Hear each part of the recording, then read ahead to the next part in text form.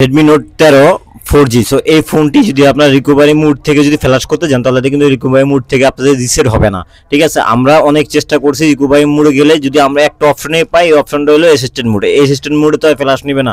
আমরা কোনো third party সফটওয়্যারের মাধ্যমেও যদি আমরা কোনো টুলসের মাধ্যমে ইউএমটি হোক, তারপরে যে আপনার যে কোনো টুলসে হোক, এই টুলসের মাধ্যমে আমরা যদি ফ্ল্যাশ করতে যাই তাহলে আমাদের কাছ থেকে অথরাইজ চায়। তো আমরা আজকে খালি আনলক টুলসের মাধ্যমে কিভাবে ফ্ল্যাশ করতে এটা আপনাদের দেখিয়ে দিব।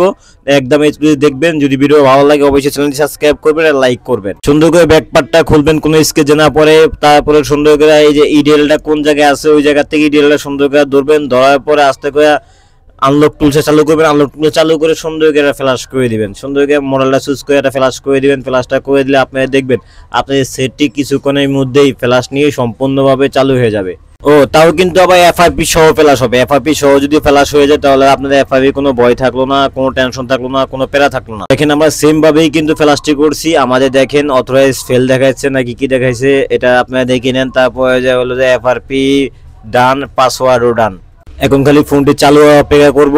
দেখেন আমরা কিন্তু ভিডিও শেষে কিন্তু দেখিয়ে দিছি কোন জায়গায় এডিএল ধরতে হয়। এখন আপনারা সুন্দর করে স্কেপ করবেন। স্কেপ করার পরে আপনারা বুঝতে পারবেন যে আপনাদের কাজটা তো আপনারা তো বুঝিয়ে গেছেন যে আপনাদের কাজটা কি ধরনের হলো।